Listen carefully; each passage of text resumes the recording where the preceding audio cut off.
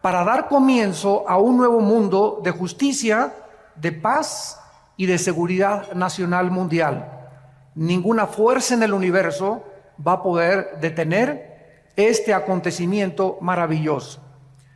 Es interesante que nosotros sepamos que Dios tiene un tiempo para todo. Y el tiempo en que Cristo vino hace 2000 años fue exactamente el tiempo que Dios ideó y diseñó para que su Hijo viniera en el momento de la historia que más se necesitaba y en el momento de la historia en la que su vida impactó al mundo entero. Con su primera venida, la historia fue radicalmente transformada. Contamos nuestros días de Cristo a nuestros días o antes de Cristo. Celebramos la Navidad, su cumpleaños, y celebramos la Semana Santa, su muerte y resurrección. El impacto de Cristo en la historia es tan importante y tan significativo, insisto, que terminó totalmente con cualquier otro líder religioso que pudiera haber existido o que ha existido desde sus tiempos a nuestros días. Krishna, Zoroastro, Buda, los gurús, Mahatma Gandhi, Confucio, cualquier líder que tú puedas mencionar, ni siquiera podría atreverse a compararse con el Hijo de Dios. Nadie nunca profetizó que iban a ser Buda, nunca nadie supo cuándo iban a ser Confucio, ni cuándo iba a venir. Ningún líder religioso ha prometido que regresaría al mundo a traer la justicia y la paz y la seguridad mundial más que el Hijo de Dios. Y esta es la razón por la cual nosotros debemos enfocar nuestra atención. Si no eres cristiano o eres ateo o eres un libre pensador, agnóstico, escéptico, en la persona de Jesús, que fue precisamente lo que hizo en mi vida, el impacto que transformó mi carácter. En el libro de Gálatas capítulo 4 versículo 4, la Biblia dice que cuando vino el cumplimiento del tiempo de Dios, Dios diseñó que llegara Cristo hace 2000 años. Dios envió a su Hijo, nacido de mujer y bajo la ley, para que nos redimiera a los que estábamos bajo la ley, a fin de que recibiéramos la adopción de ser hijos de Dios. La venida de Cristo fue en el cumplimiento del tiempo que Dios había escogido. Pero vamos a preguntarnos por qué escogió Dios que Cristo viniera hace 2000 años. ¿Por qué no hace 1300 años? ¿O por qué no hace más de 2500 o hace 3000 años?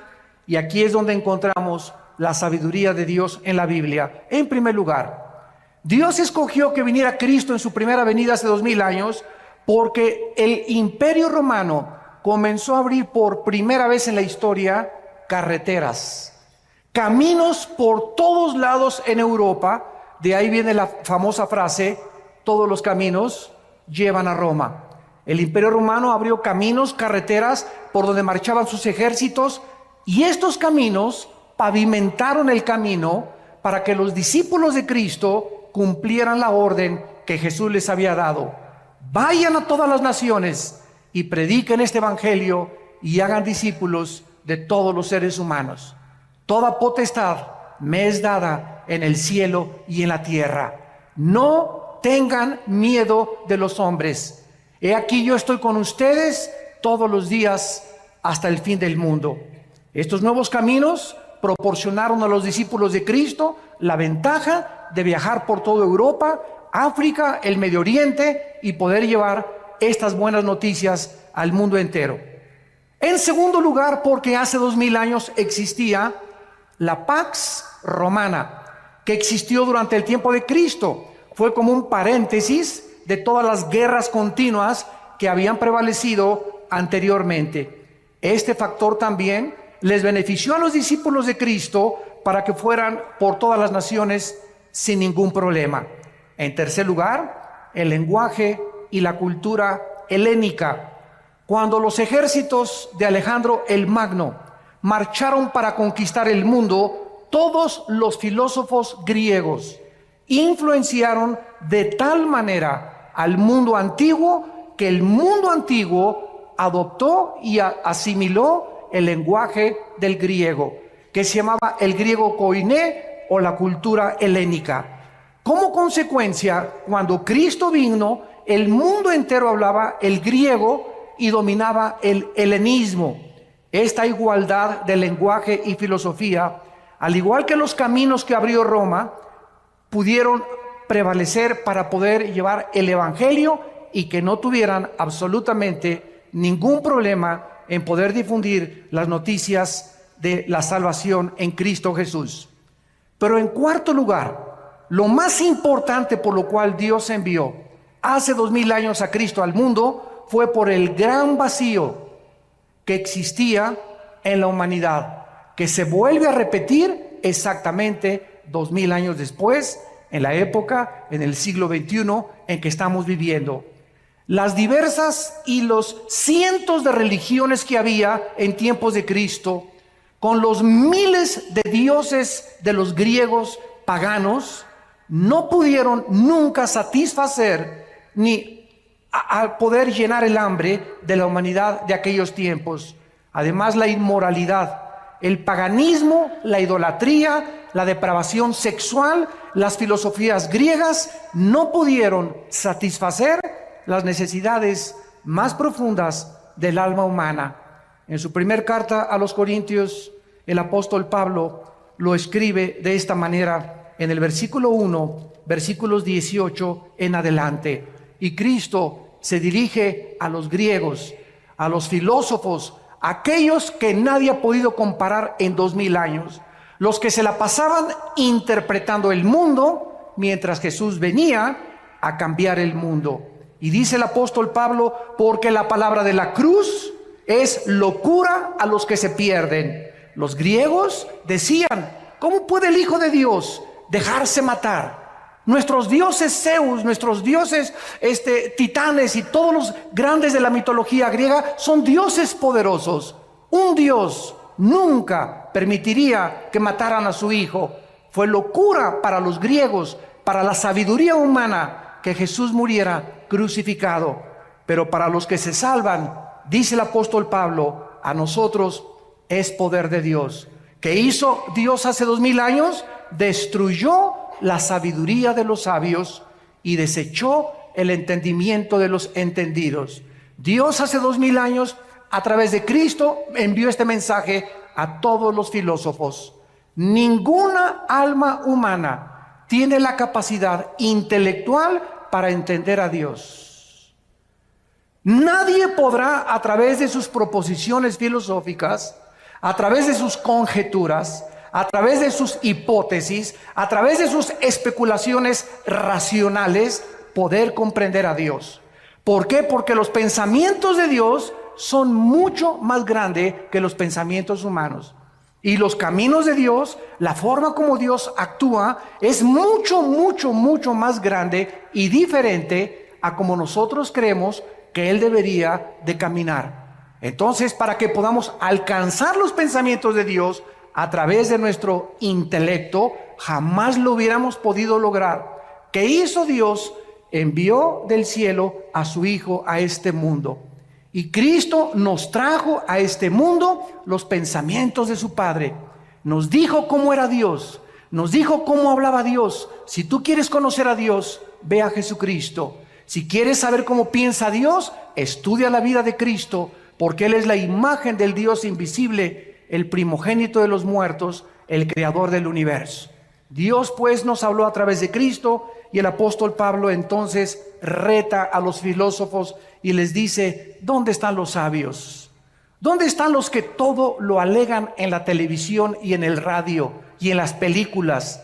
¿No ha enloquecido Dios la sabiduría del mundo? La Biblia está diciéndote, tráeme a tu gallo Giro. ¿Quién es para ti el más sabio, la persona más inteligente, el filósofo más grande, tu héroe? Tráemelo, dice Dios, y ponlo aquí, y ponemos a Jesús a un lado. ¿En quién vas a pensar? ¿En Platón? ¿Sócrates? ¿Alejandro el Magno? ¿Oscar Wilde? ¿Zoroastro? ¿Buda? ¿Mahatma Gandhi? Piensa. Dios nos está retando. Tráeme a tu gallito Giro. Piensen ustedes en el personaje que más ha impactado tu vida. y comparémoslo con Jesucristo. Tráeme el libro que tú quieras de literatura, de genética, de historia, de geografía, de antropología, de aritmética, de física, de genética. Pónmelos aquí y ponemos la Biblia a un lado. No hay ninguna obra ni volumen en la literatura que se pueda comparar con la Biblia. Este es el mensaje que me ha gustado llevar a las universidades. Y retando a los universitarios les he dicho lo mismo. Tráiganme ustedes y vamos a discutir y vamos a argumentar contra Marx, contra Freud, contra Carlos Darwin, contra Friedrich Nietzsche, contra Carlos Sagan, contra el que tú quieras. Cristo destruye la sabiduría y la filosofía humana. ¿Por qué? Porque son hombres. Hombres como tú y como yo, frágiles, con pies de barro, que no tenemos la capacidad más que limitada para poder llegar a un cierto punto de comprensión. Y el mundo se ha pasado tratando de entender el mal, la existencia de la maldad, que es el problema número uno de la filosofía y de los teólogos en la humanidad. La humanidad vivía en las peores condiciones en aquel tiempo, y entonces la Biblia dice, ya que en la sabiduría de Dios. El mundo no conoció a Dios mediante la sabiduría, ni de Platón, ni de los griegos, ni de Sócrates, ni de Carlos Marx, ni de ningún hombre puede darnos el conocimiento de Dios. Agradó a Dios salvar a los creyentes por la locura de la predicación. Dios escoge un mensaje que es locura al intelecto humano. Y el mensaje es este: cree en Jesucristo, lo que Él hizo en la cruz del Calvario, invítalo a tu vida como tu Salvador y Dios te perdona tus pecados, pasados, presentes y futuros. Recibes la eternidad en ese momento y en ese momento el intelecto humano comienza a luchar. No puede ser tan fácil. Yo tengo que irme de rodillas a la villa, tengo que hacer algunas obras, tengo que hacer esto y el otro, tengo que hacer 5 asilos, tengo que construir 10 orfanatorios, tengo que hacer algo para poder entrar al cielo. Dios dice, mis pensamientos no son tus pensamientos, sométete a mis términos, la salvación es por gracia, no es por obras. Y este mensaje contradice todas las religiones, porque todas las religiones sin excepción enseñan que debemos hacer algo. Claro que después de recibir a Cristo tenemos que manifestar de que somos cristianos con las buenas obras, pero nuestras buenas obras no son el medio para salvarnos, son solamente un punto intermedio entre la salvación y lo que Dios dijo en su palabra. O sea, no es las obras lo que nos salva, sino el fruto de nuestra salvación. No nos portamos bien para irnos al cielo, nos portamos bien porque tenemos a Cristo y lo tenemos que demostrar por la forma en que vivimos. Fue entonces, en este tiempo, que el Dios Todopoderoso, el Creador del universo, envió a su Hijo al mundo, se vistió de carne, de hueso y de sangre y nos trae este mensaje: de tal manera los ama mi Padre, de tal manera los ama Dios, que me ha enviado a mí al mundo a morir en una cruz por ustedes, para que cualquiera de ustedes que me escuche en este momento no se pierda, mas tenga la vida eterna. Mas Dios mi Padre muestra su amor a ustedes en que, siendo pecadores, yo voy a morir en tu lugar y en mi lugar, en una cruz, para que toda la gloria de la salvación tuya y mi salvación no sea para ti, para que nadie llegue al cielo y le diga: Pedro, dame chance de entrar, por favor. Y Pedro te contesta: ¿y por qué te voy a dar chance de entrar? Es que hice 10 orfanatorios, 5 asilos, me fui a la villa de rodillas, fui una buena persona, fui fiel, etcétera, etcétera. Y te va a dar una patada, Pedro, y te va a aventar hacia abajo.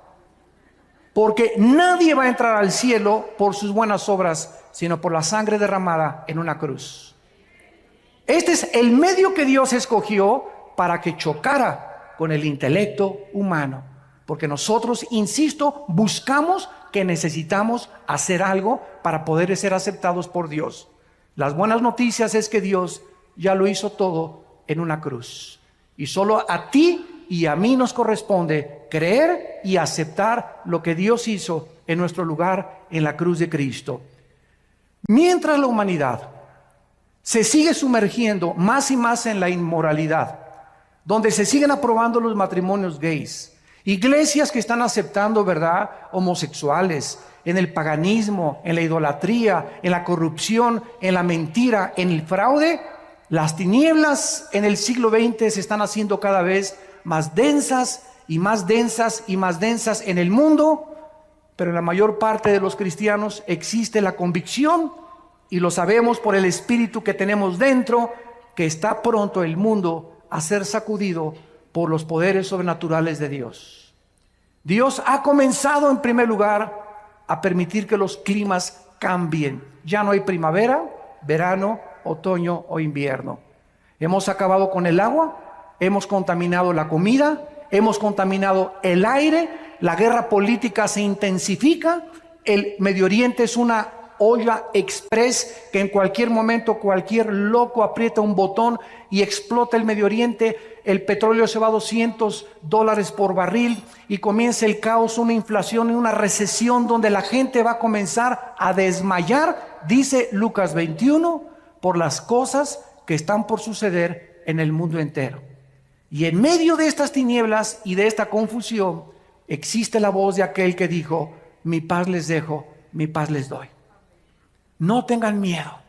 Mientras el mundo esté confundido, ustedes saben que yo soy el buen pastor, que di mi vida por ustedes y que nunca, nunca, nunca nada les va a faltar. Para nosotros el morir es ganancia. Lo peor que nos pudiera suceder es morir en un terremoto, en un tsunami, una erupción volcánica, un avionazo. De algo tenemos que morir. Y cuando muramos, seremos librados de este cuerpo corrupto y nuestra alma y nuestro espíritu será libre de esta prisión donde se encuentra actualmente y temporalmente, para estar en la presencia por todos los siglos de los siglos enfrente del Creador. Cristo en Mateo 24 explicó las señales antes de su venida. Porque vendrán muchos en mi nombre, versículo 5, diciendo: yo soy el Cristo, y a muchos engañarán. ¿Cuántas personas conoces hace 2000 años a nuestros días que han dicho: yo soy el Cristo?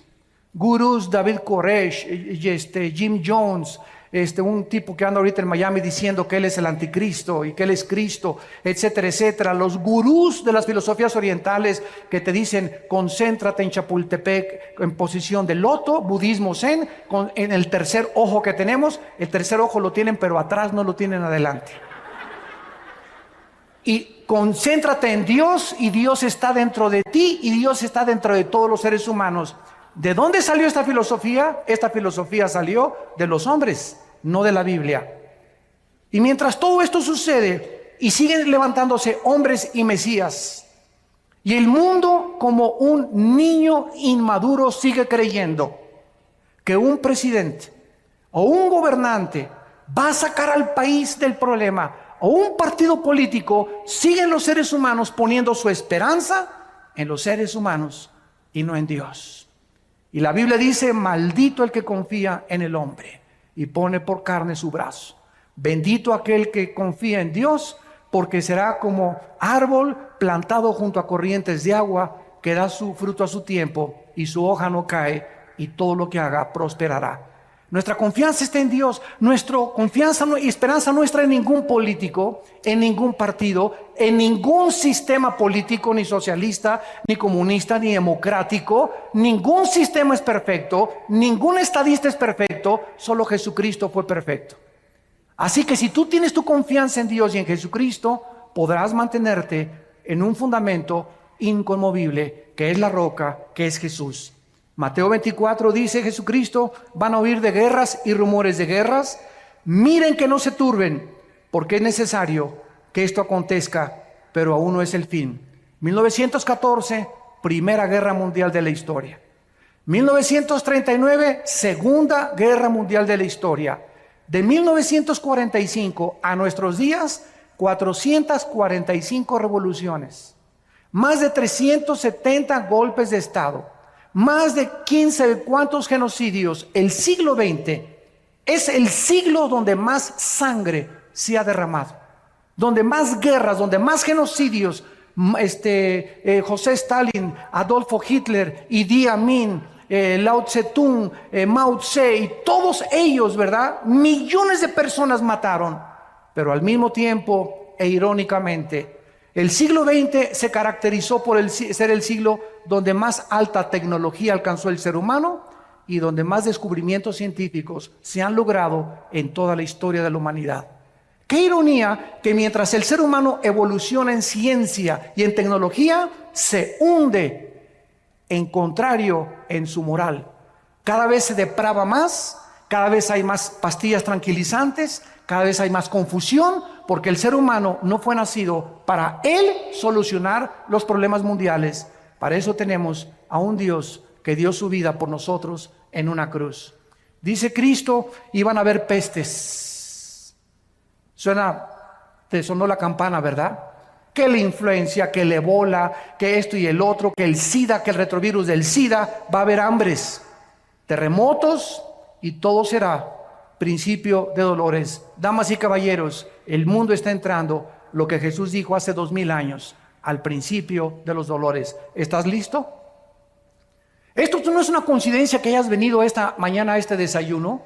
Dios te ama y Él quiere que tú te detengas y que pienses y reflexiones que la vida es mucho más que el sexo, que es mucho más que el alcohol y que las drogas, es mucho más que el dinero y es mucho más que la popularidad y la fama que puedas tener. Todas esas cosas te van a dejar vacío y te van a dejar insaciable, porque de esa agua volverás a tener sed, pero el agua que yo te doy, dice Jesucristo, será una fuente que salte dentro de ti para vida eterna, porque fuimos creados para Dios, y mientras nuestra alma no regrese a Dios, nada en esta vida nos podrá satisfacer, dijo Cristo. Y entonces muchos tropezarán entonces y se van a entregar unos a otros, y unos a otros se aborrecerán.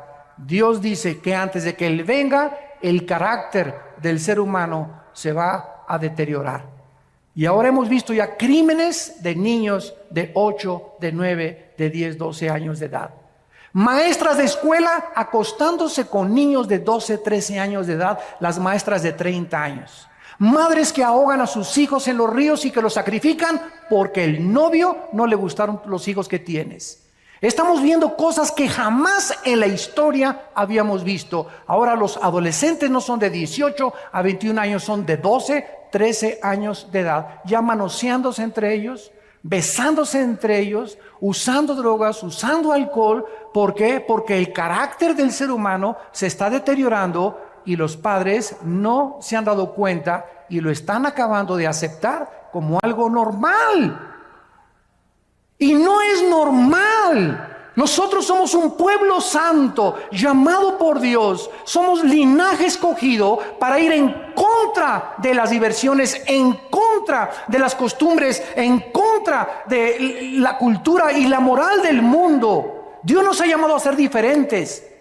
Y en esta diferencia estriba precisamente si tú eres santo o perteneces solamente a una iglesia porque te bautizaron o porque tus padres te heredaron la religión. Esa es nuestra vida consagrada a Dios, donde podemos nosotros impactar al mundo con nuestra vida. Cada vez los padres se van contra los hijos ahora, los hijos contra los padres, divorcios por todos lados, la gente contra el partido político, entre los partidos políticos unos a otros matándose. Ya no les interesa México, no les interesa Argentina, les interesa su partido, no les interesa el bienestar de la nación, les interesa su imperio, les interesa lo que ellos anhelan, no les interesa tu bien ni mi bien, les interesa sus propios intereses personales. Este es el egoísmo del ser humano, donde ya se perdió la brújula por todos lados. Ya nadie sabe qué cosa es lo que están persiguiendo. Y dice Cristo, muchos profetas se van a levantar y engañar a muchos. Y por haberse multiplicado la maldad, el amor de muchos se enfriará. Pero el que persevere hasta el fin, este será salvado y será predicado este evangelio del reino a todas las naciones, y entonces vendrá el fin. No fue hasta 1975 que se puso en órbita el primer Sputnik en Rusia, hasta nuestros días, que ahora los medios de comunicación están llevando este mensaje al mundo entero. Ahorita me están viendo aquí más de 1,300 personas en este salón, pero en este momento estamos siendo observados también por más de 60 millones de seres humanos que están oyendo lo que tú estás oyendo. Increíble la tecnología del siglo XXI. La mayoría de la gente sabe que la humanidad se está desintegrando. Los cambios climáticos, los terremotos, la pérdida de ozono en el espacio, la contaminación del aire, el agua, la comida, las guerras del Medio Oriente son señales de que el mundo está a punto de explotar.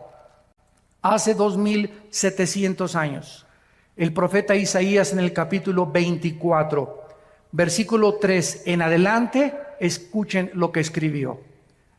Lo que voy a leer fue escrito, apúntalo, hace 2700 años. Y este rollo de Isaías que voy a leer se encontró en Qumran. Y estos papiros originales no los inventó Don Brown, ni el Código Da Vinci, ni ángeles ni demonios. No es mitología, esto está en el Museo de Israel. Y ahí puedes ver tú estos papiros del rollo de Isaías exactamente como lo tenemos nosotros en nuestra Biblia. Así que si alguno tiene una duda de la veracidad de los documentos históricos de la Biblia, ahí están los documentos originales que te dan testimonio de que esto es realmente palabra de Dios. Dice Isaías 24, versículo 3, la tierra será vaciada, completamente saqueada.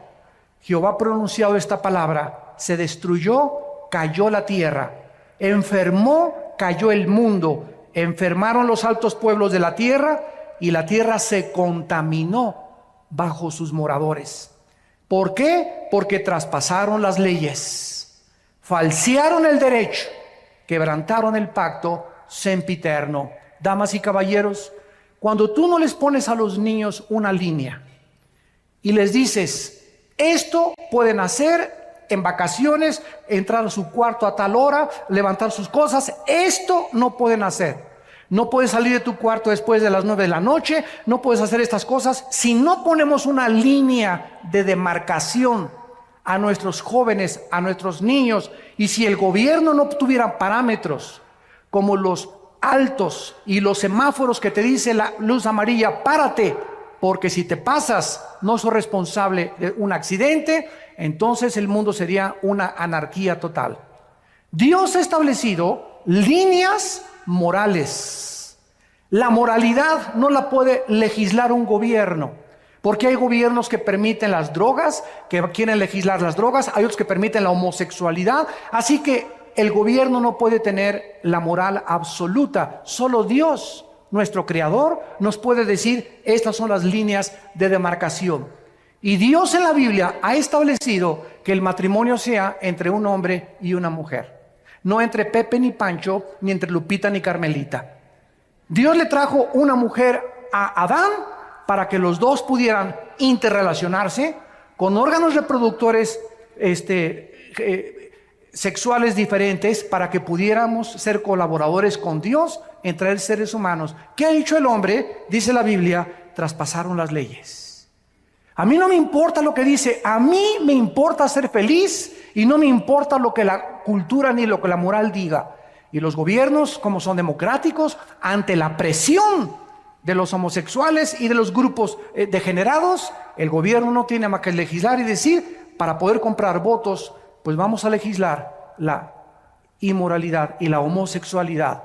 Hemos llegado al punto donde hemos falseado el derecho, hemos quebrantado el pacto con Dios. Nos estamos, escúchenme muy bien, la humanidad nos estamos convirtiendo en animales. En animales. Donde te matan, donde te secuestran, donde creen que el otro día vi un anuncio que decía no a la pena de muerte porque nos convierte en asesinos. El partido que escribió eso no tiene el mínimo conocimiento de lo que significa la retribución y no la venganza. Cuando un gobierno ejecuta la pena de muerte, no está asesinando, porque Dios le dio la prerrogativa al gobierno de ejercer la pena capital, porque de acuerdo a Dios, escúchenme, señores políticos, de acuerdo a Dios hay seres humanos que han perdido el derecho de seguir vivos, que se han convertido en animales. y que son lobos rapaces buscando a tus hijos para secuestrarlos, destruir tu familia, destruir la sociedad, causar temor, y esas personas, de acuerdo a Dios, han perdido el derecho de vivir. Porque es preferible que uno muera y que no secuestren a 50 y que paguen por uno solo. Esta es la filosofía y el pensamiento de Dios, no es el de nosotros. Pero nosotros entramos en una misericordia falsa. Ay, no, pobrecito. Todos los que han agarrado han dicho, prefiero que me maten a estar 75 años en la cárcel. ¿Qué cosa es lo que está sucediendo? Estamos perdiendo la brújula, donde ya nadie sabe si es bueno, si es malo, qué es.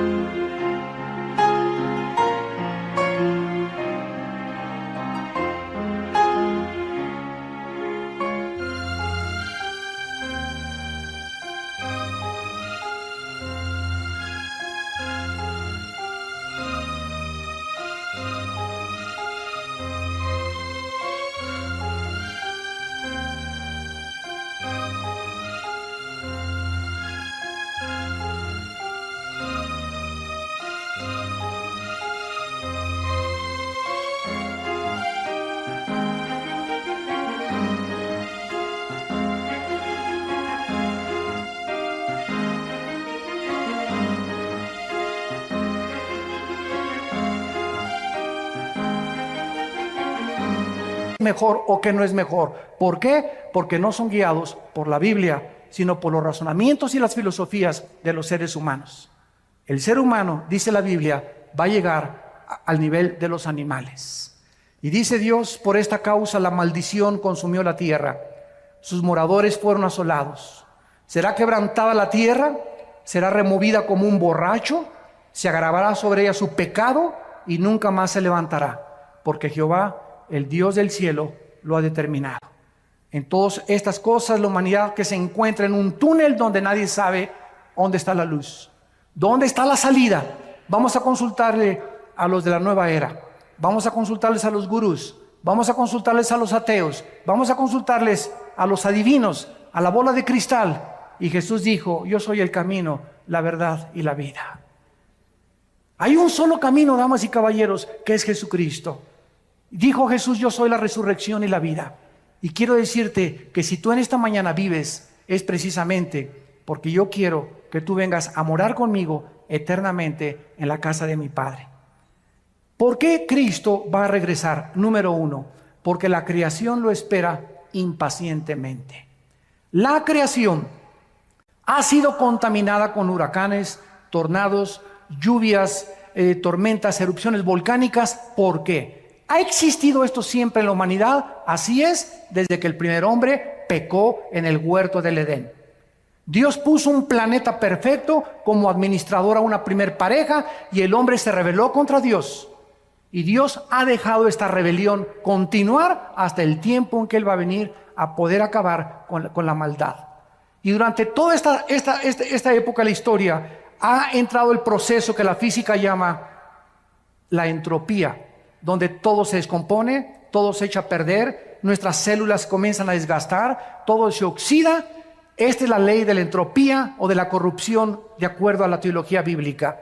Y Dios dice que cuando Él venga, restaurará totalmente la creación. Miren lo que dice en Isaías 11, versículo 6, que pasará con el mundo ecológicamente cuando Cristo regrese. Morará el lobo con el cordero, el leopardo con el cabrito se acostará, el becerro y el león, la bestia, andarán juntos, y un niño los pastoreará. La vaca y la osa pasarán, sus crías se echarán juntas, y el león como el buey comerá paja. ¿Qué dice la Biblia? Que los leones antes no eran feroces. Dios no creó a los leones feroces, Dios no le puso veneno a los alacranes, ni a la viuda negra. Dios no le puso la ferocidad a las bestias de la selva.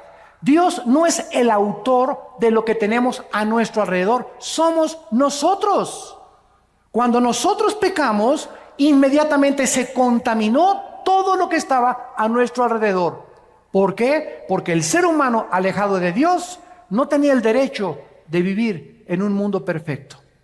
El momento en que nosotros nos rebelamos contra Dios, me contamino a mí mismo, me comienzo a autodestruir, comienzo a destruir a mi esposa, comienzo a destruir a mis hijos, comienzo a lastimar a toda la gente a mi alrededor, porque el pecado es contagioso. Y si no entendemos esto, ¿por qué la Biblia aparta el pecado de la santidad? Nunca vamos a comprender la mente de Dios. Cuando tú pecas, estás escogiendo sufrir. Cada vez que tú pecas, vas a sufrir. Y vas a sufrir más allá de lo que tú creías que ibas a sufrir. El precio que vas a pagar va a ser más caro que el que pensabas que ibas a pagar, y te irá peor de lo que pensaste que te iba a ir. El pecado trae consecuencias, porque la paga del pecado es la muerte. Y Jesús dijo que Él venía a pagar por el pecado humano. En segundo lugar, Cristo va a regresar porque nosotros lo estamos esperando.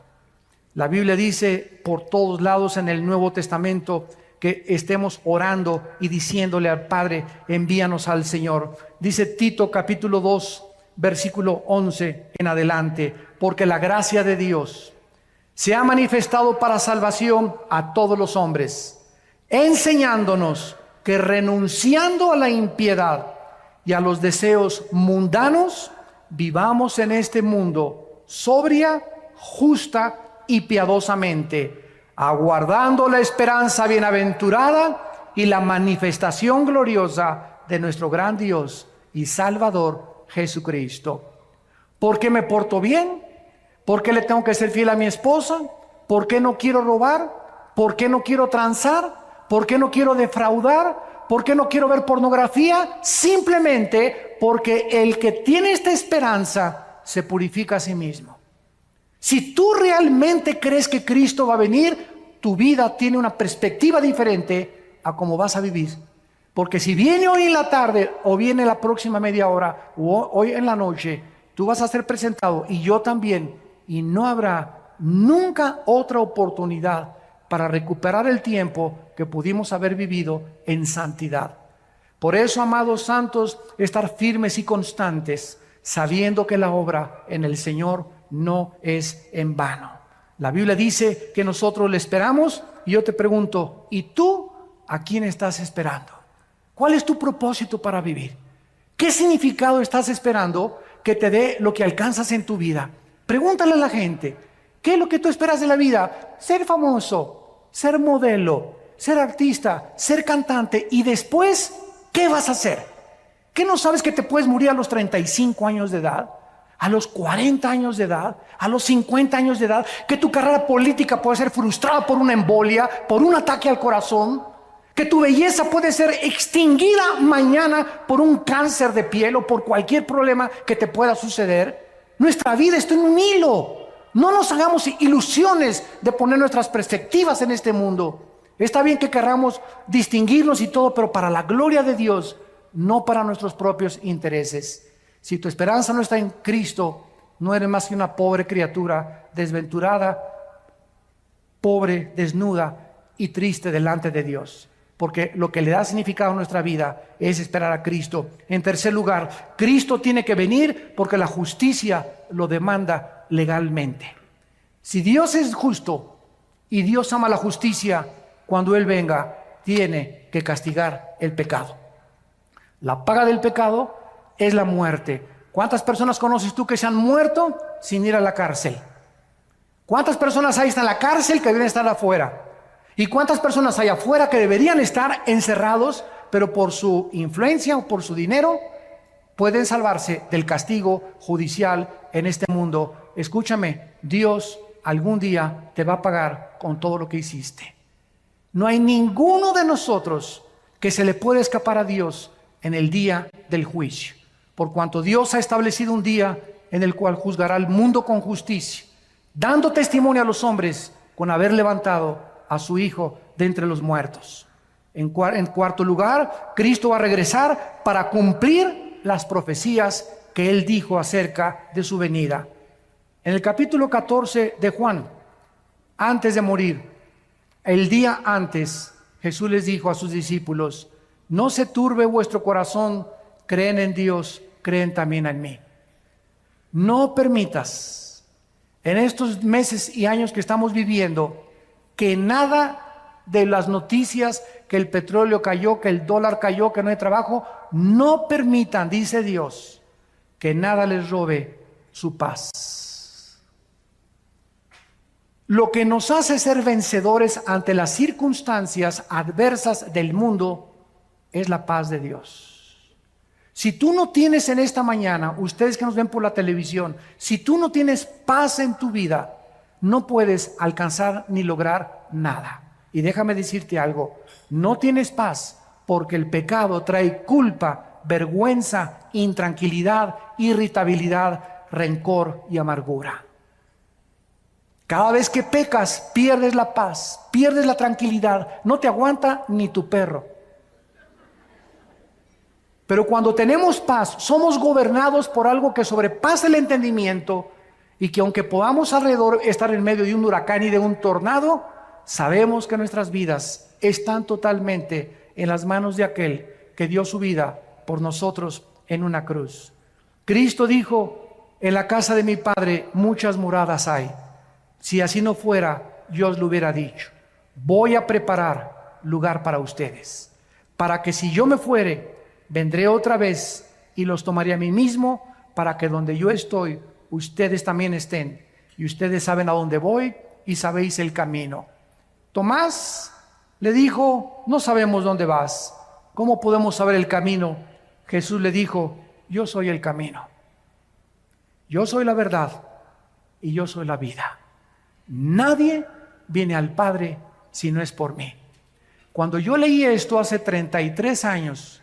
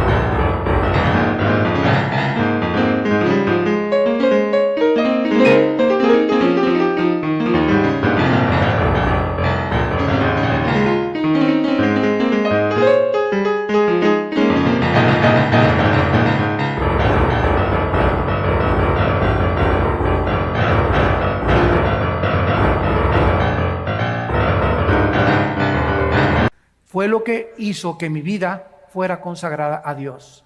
Cuando yo leí esto, ya había estudiado yo las religiones, Buda, había pertenecido al Partido Comunista, quería ser gurú, me quería el Himalaya, me quería rapar como los Hare Krishna, quería experimentar con las drogas, con la marihuana, con el LSD, etcétera, etcétera. Y cuando yo me enfrento con estas palabras de este hombre, caí en ese momento, eran las 1:30 de la madrugada en mi casa, bañado en lágrimas. Por fin descubría a alguien que me decía, no puede que, quizá, chance y, a lo mejor me encontraba con alguien que me decía, yo soy el camino. No hay ningún otro camino, Armando, me decía Jesús, más que yo. Cualquier otro camino en el que tú te encuentres es un camino que conduce a la muerte. Yo soy el camino por donde tú debes andar. Agárrate de mi mano, dice Jesús, y vas a caminar conmigo y vas a tener vida y vida en abundancia. Y además cuando mueras vas a seguir siendo pastoreado por toda la eternidad por mi Padre. Cristo viene para cumplir sus promesas que Él nos ha hecho. Y terminamos viendo los contrastes entre la primera y la segunda venida de Jesucristo. En la primera venida de Jesucristo, Él vino a quitarse el trono, la corona, los vestidos reales y bajó a un mundo de pordioseros. Bajó a un basurero que es el planeta Tierra. Y estando en la condición de hombre, no invitó a su nacimiento al Chadirán, ni a la Pompidou, ni a los Richelieu, no inventó a la clase media alta, ni a los políticos, ni a los encumbrados.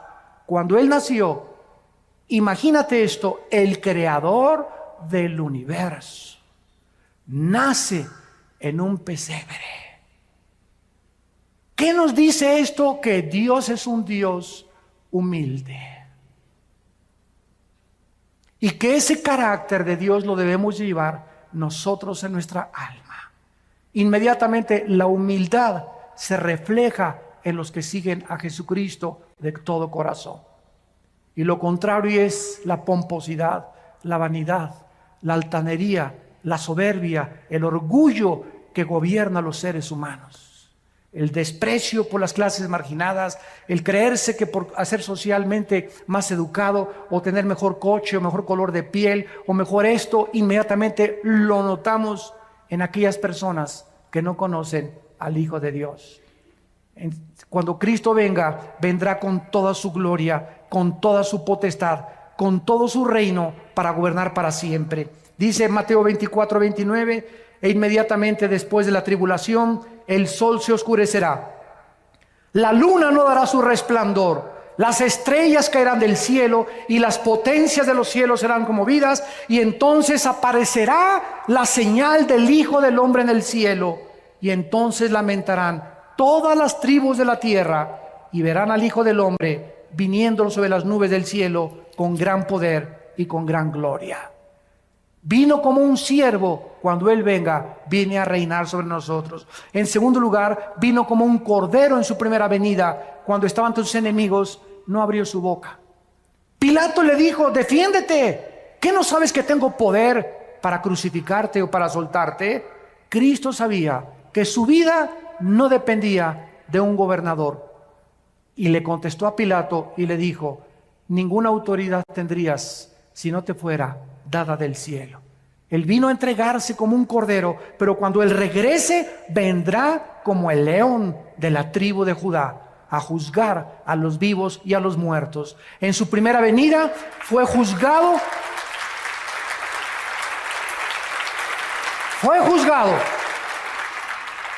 En su primera venida, con el juicio más injusto dentro de la misma jurisprudencia y de las leyes del derecho romano y del derecho griego y de todos los que han estudiado, es el juicio más injusto que un hombre ha padecido, el haber sido juzgado como lo fue Jesucristo.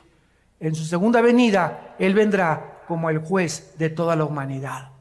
En primera venida el mundo lo juzgó y dijeron: crucifíquenle, crucifíquenle. Cuando Él venga en su segunda venida, en estos días o en estos meses o en los próximos años, viene a juzgar a todos aquellos que se burlaron de Él.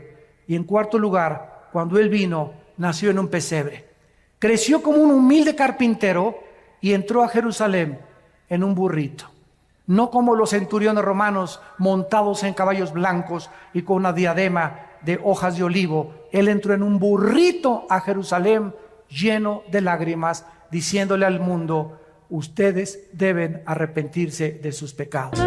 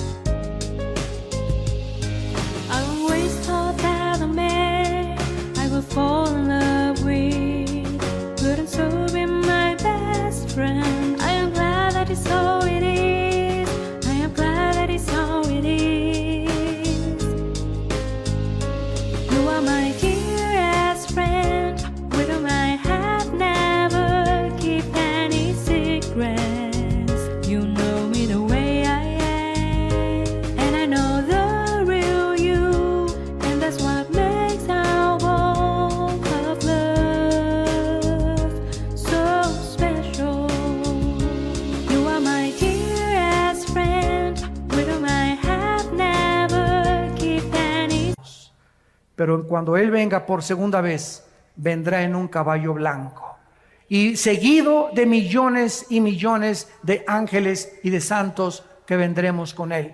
Y dice Apocalipsis 19: entonces vi el cielo abierto, versículo 11, y un caballo blanco, y el que lo montaba se llama Fiel y Verdadero. con justicia juzga y pelea. Sus ojos eran como llama de fuego. Había en su cabeza muchas diademas y tenía un nombre escrito que ninguno conocía sino él mismo. Estaba vestido de una ropa teñida en sangre y su nombre es el Verbo de Dios. Y los ejércitos celestiales, vestidos de lino finísimo, blanco y limpio, le seguían en caballos blancos. De su boca sale una espada aguda para herir a las naciones, y él las regirá con vara de hierro. Y él pisa el lagar del vino del furor de la ira del Dios Todopoderoso. Y en su vestidura y en su muslo tiene escrito este nombre: Rey de Reyes y Señor de Señores. Ven, Jesús, ven. Viene a triunfar, viene a traer justicia, viene por nosotros, viene a recompensarte. Y dice la Biblia finalmente en el capítulo 11 de Apocalipsis: y entonces los ancianos en el cielo se postraron y dijeron: Señor, te damos las gracias por el que eres y el que eras y que has de venir, porque has tomado tu poder y has reinado. Y se airaron las naciones, y tu ira ha venido, y el tiempo de juzgar a los muertos y de darle el galardón a tus siervos, los profetas, a los santos y a los que temen tu nombre, pequeños y grandes, y destruir a los que destruyen la tierra. El Señor Jesucristo viene a juzgarte. Y si tú recibes a Cristo en esta mañana, Él ya no viene como tu juez. Él vendrá como tu Salvador. Él vendrá como tu Redentor. Vendrá por ti y por mí para llevarnos con Él, para que en los siglos venideros, que solamente pasamos por esta tierra temporalmente, podamos reinar por toda la eternidad con aquel que dice: he aquí, yo soy el primero y yo soy el último. Yo soy el alfa y yo soy el omega. Vengo pronto con mi galardón para recompensar a cada uno según su obra. ¿No quisieran muchos de ustedes en este momento abrirle tu corazón y recibirle en tu alma como tu Señor y como tu Salvador? Les pido por unos instantes, los que gusten, que inclinen su cabeza. Y ahí desde tu lugar, con toda la sinceridad y la honestidad de tu vida, sabiendo que no eres Dios, que tienes un límite para vivir y que después de la muerte viene el juicio, en este momento que tienes la oportunidad, la lucidez mental, y que tu corazón ha sido preparado por el Espíritu Santo, no cierres tu corazón contra Él y dile en tu alma: Señor mío y Dios mío, te pido perdón por mis pecados. Creo que en la cruz pagaste por ellos con tu sangre preciosa.